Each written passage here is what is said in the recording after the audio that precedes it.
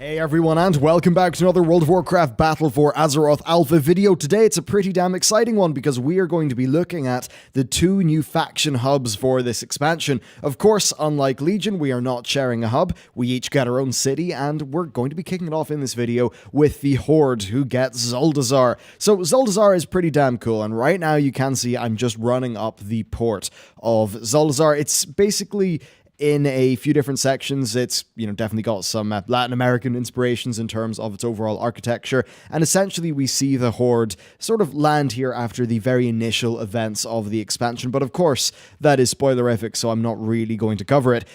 Artistically, you can pretty much see exactly what they're going for with the troll stuff. Now, it is quite large and spread out, and that broadly is a theme that you're going to see throughout these. However, the area where there's a lot of utility, that's actually somewhere that's decently compact. But before we show you that, or before I show you that, here's a dinosaur that I wanted to run over to, because it's a dinosaur, and they're pretty damn cool, and they're also sort of massive. So yeah, there's that, and if I run down here, you can see there's a whole bunch of boats here, and if this is operating in any way that is similar to Kulturas, in Kulturas there's a bit of a ferry network which can take you to various different places across the water, the center of the, well, continent's a bit of an odd word for it, but it seems like there is something similar going on here. But this is just the port area, and I think it's about time we actually go and look at the main part of Zuldazar that we'll actually be spending our time in.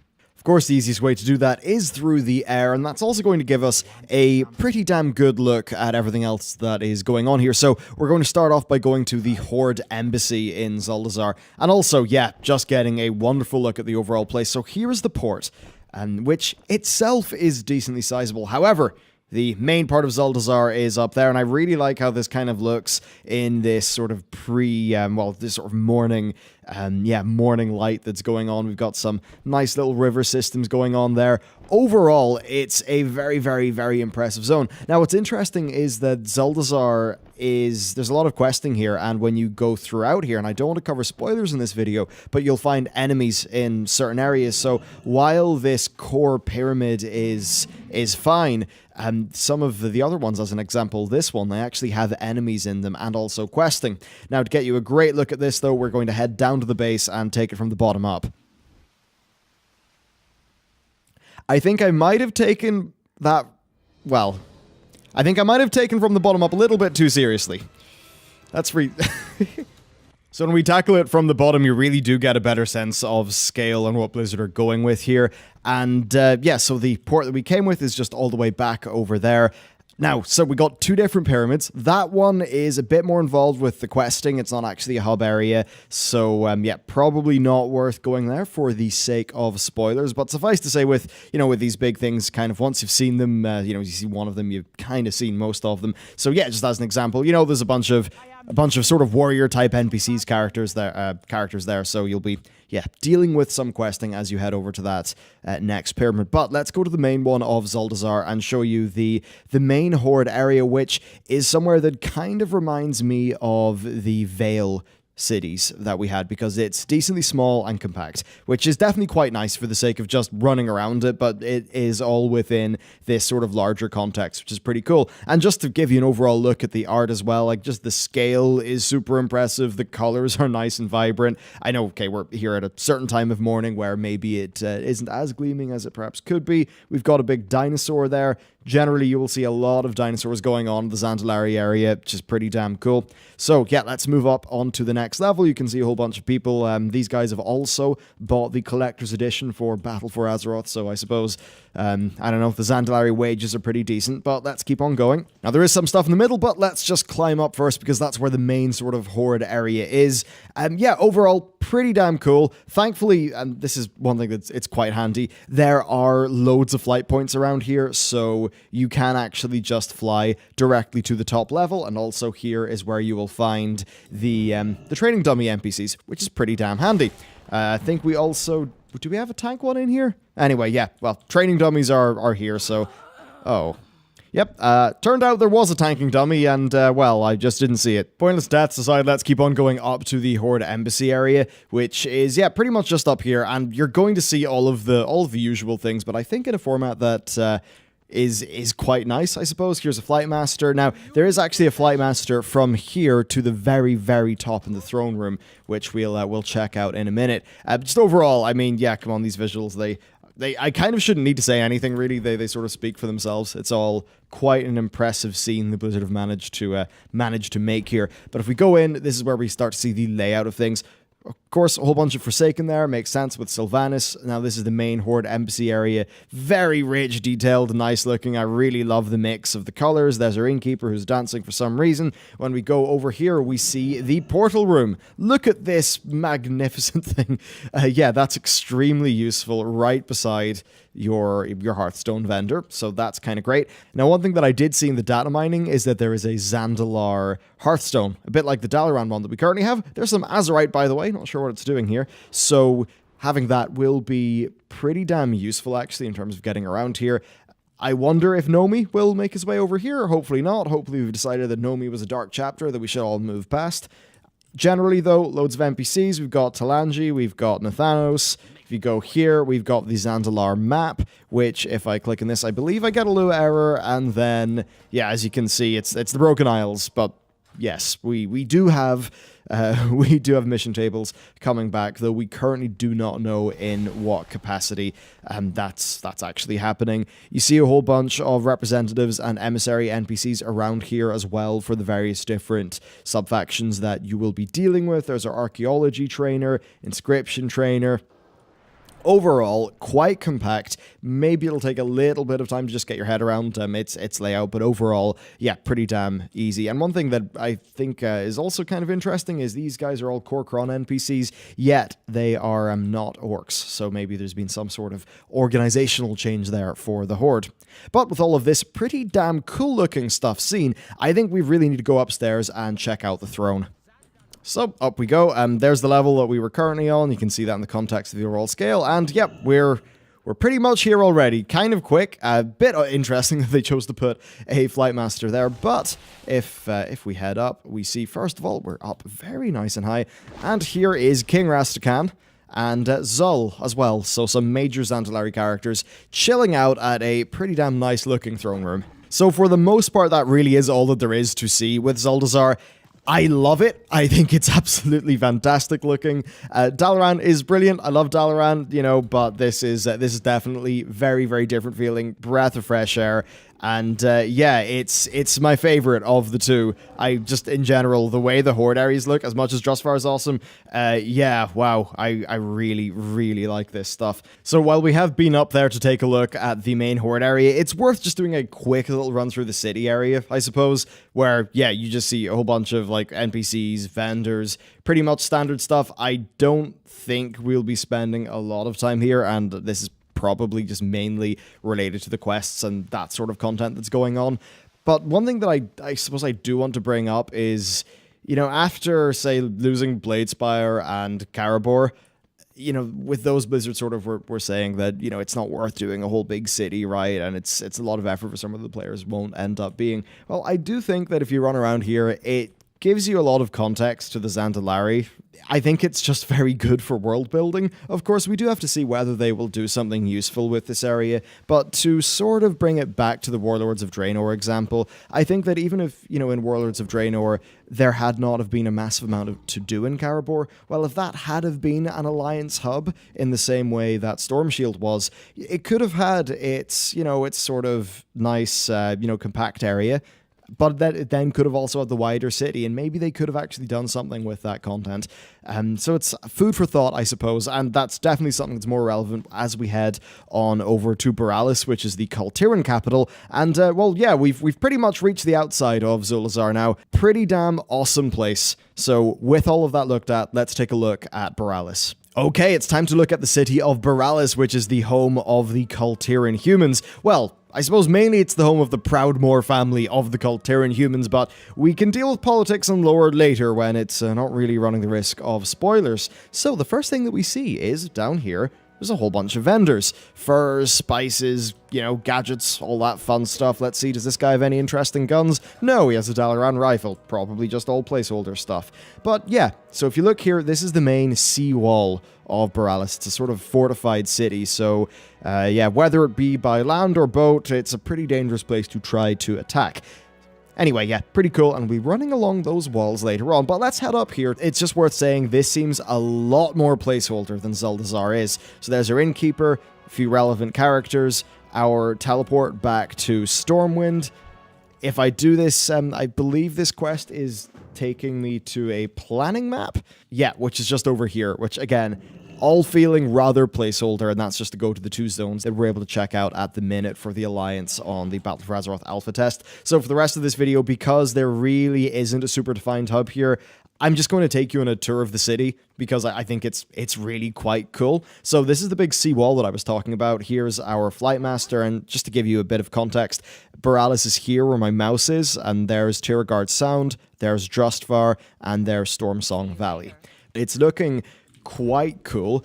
Big old cannons everywhere. I don't want to talk about any of the story stuff, but suffice to say, as an Alliance player, you do land here in interesting circumstances, and that all plays out in a pretty satisfying manner so far as the story goes. There's our big old gate to get into the city. Of course, the geometry, as you can see, yeah, it really is less finished than Zuldazar is. But if we just hop down, you can start to see the more street-level scenes, which are kind of like what we saw in the trailer from BlizzCon. We do have some Doom speakers, so maybe there's a little bit of Old God stuff going on there. Again, though, I'm not going to talk about spoilers, but yeah, everything in this expansion does point to there being some tentacle-related tomfoolery going on. Just to give you a little bit of a look at these sort of the base feel texture-wise of some of these houses. Obviously, there is nothing in here.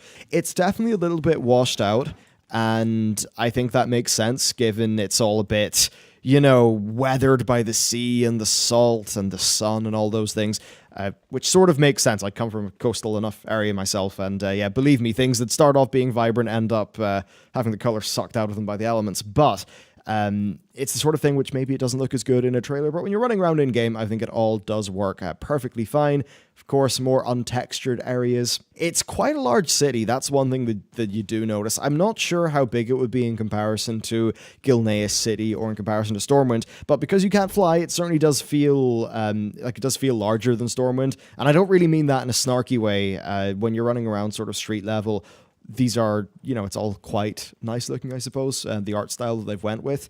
Now, again, you know, loads of untextured stuff, obviously not finished, and there's a lot of NPCs that clearly are not here. I wouldn't be surprised if we see a lot of the same art, but just in a different layout or, you know, anything like that as we head into the expansion proper. But let's take a look at some of the boats. So these are the Kultiran boats, a slightly new design / reskin. That's something that we also see for the Zandalari boats. The boats do get a lot bigger than the previous ones that we've seen in the game. Here's the sort of captain's area. I know we're not getting player boats, but I mean, hey, customizing your own boat, you know what, that would have been pretty cool. Maybe one day, given all the new boat assets that they have. So let's mount up and check out that really big, tall sort of wall area. If we can, I mean that over there, but just to peek out of the city a little bit into the rest of Tiragard Sound to give you an idea of the color scheme that's going on here. Oh, also, Kultiran humans. Here is a bit of a look. Well, there's a regular human, but a pretty good comparison, Kultiran versus regular.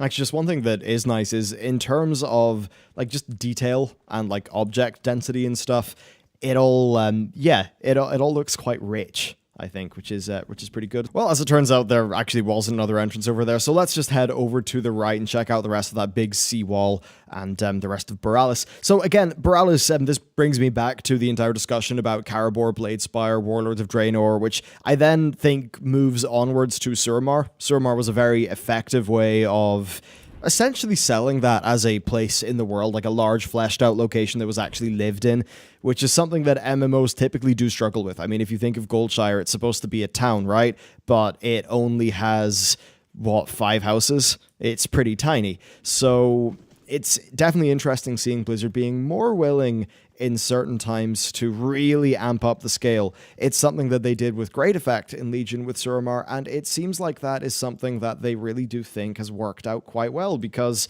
well, if I just look around my character, this looks like a pretty damn expansive location.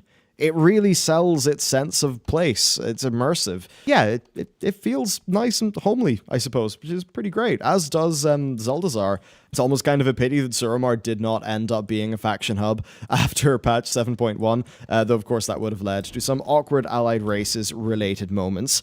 Again, some broken geometry and stuff like that, which is all to be expected. It currently isn't even beta, it is alpha. It definitely does feel like alpha at times. I've been falling through the world and a few issues like that, though oddly enough, not in the questing zones. It's been the other locations that I've actually had issues. We've got this nice little maze garden here. Overall, just, yeah, it's pretty nice. And then as I keep on going through this area, you get a pretty great view into the other zones. And this is such a time where the game's like, look at that. First of all, it looks like a damn painting, but the game's increased render distance combined with how I at least seem to think from what I've been playing of this so far, they seem to be making better use of fog.